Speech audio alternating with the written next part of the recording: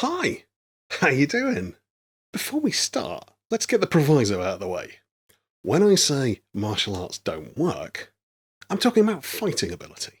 I'm not talking about building self-confidence, increasing flexibility, or even just getting fit. I'm not talking about creating a beautiful series of flowing movements that are designed to allow you to focus on your breathing, or any other esoteric justification. I'm simply talking about fighting. Now we've got that out of the way, let's get down to it.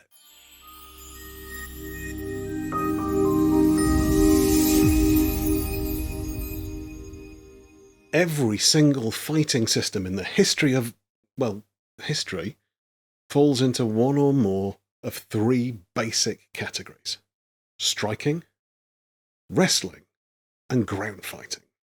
Striking's a pretty obvious category. It includes punching, kicking, elbows, knees, that kind of thing. Wrestling is a little harder to define, as there's inevitably a lot of overlap between that and ground fighting. But for the purposes of this video, I'm using the term to refer to standing clinch work, throws, takedowns, sweeps, and anything else that involves taking a person from an upright position to a less upright position. Ground fighting covers things like pins and submissions, so strangles, chokes, joint locks, that kind of thing. There's no unarmed fighting system that doesn't fall into one or more of those three categories, unless you believe the lies of George Dillman and his ilk. I'm going to assume that as a reasonable, intelligent human being, you don't believe in no-touch knockouts. Obviously, weapons change the game slightly, but it's probably still possible to fit them into these categories. But even if we can't do that, we can certainly say that a fighting system that's only possible in a highly specific context, when you happen to be carrying that weapon, isn't going to be a great system for day-to-day life. I spent over 20 years learning how to fight with a sword, and yet it's of very little use, as I don't walk around in my day-to-day life with a sword. But even if I did, I'd still stand by the title of this video. Hitting someone with a sword is essentially a form of striking. I suspect that you'd probably agree with me that a fully effective and rounded system of combat has to include all three categories: striking, wrestling, and ground fighting, and that if you take one of those categories away, or put any significant limitation on it, then it'll have a gaping hole in its effectiveness as a fighting system. I guess it's possible that you're one of those people who thinks that ground fighting doesn't work on the streets, and if you are, well, you're wrong. I won't go into detail here, it deserves its own video, but if you don't know how to fight on the ground, then you can't escape from someone that does, once they've got their hands on you. So how do I justify the claim that martial arts don't work? To do that, we have to look at what a martial art actually is. Most dictionaries aren't very helpful when looking to define what a martial art is, as they tend to just offer examples. But Wikipedia offers a lovely definition. It says, martial arts are codified systems and traditions of combat. I think that's pretty helpful. We can safely say that there has to be some kind of system to what you're doing for it to be considered as a martial art. Just doing whatever the hell you feel like probably doesn't count, so in effect it has to be reproducible. Let's look at a straight punch as an example. Shotokan has a specific way of throwing a punch, and so does Wing Chun. But they're not the same. We can say the same about the kicks of Savate and Taekwondo.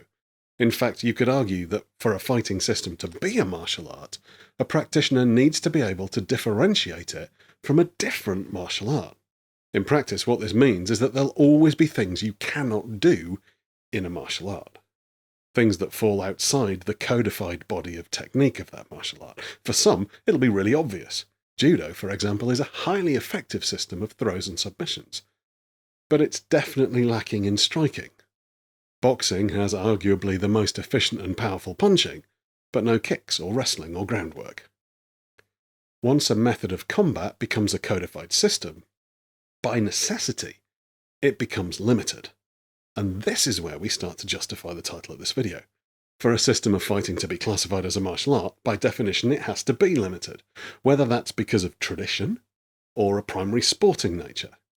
It may be that it focuses exclusively on one of our three aspects of fighting over the other two. It may simply be that the system was created to fit the originator's physical abilities and restrictions, and that everyone else studying and practicing that art is simply reproducing a single person's limitations. Look, for example, at the different systems of ninjutsu there are. Whether you believe Bujinkan, Genbukan, or one of the surprisingly many other claimants are in fact the true lineage, there's a style of movement that's consistent across them. And because of the closed nature of the system that allows this to happen, a whole raft of techniques that simply only work against someone doing the same thing. At this point, you probably expect me to mention Aikido. And you'd be right to. It's the perfect example of a martial art that ticks all the boxes. It's traditional, it's recognisable, it's heavily codified, it's beautiful. But it doesn't actually work.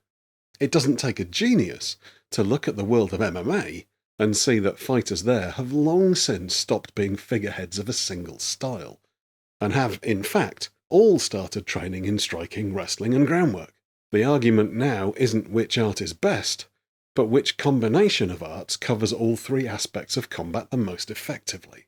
So it doesn't matter whether we're looking at BJJ, at boxing, at Lethwei, or at Tai Chi. The way to beat a martial art is to focus on what its practitioners are not allowed to do, or simply don't practice. Ground and pound beats the guard game of BJJ.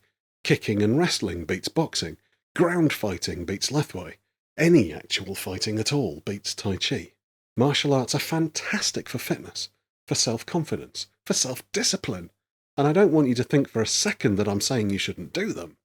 I've been training in martial arts of one form or another for 35 years, and I wouldn't change that for the world.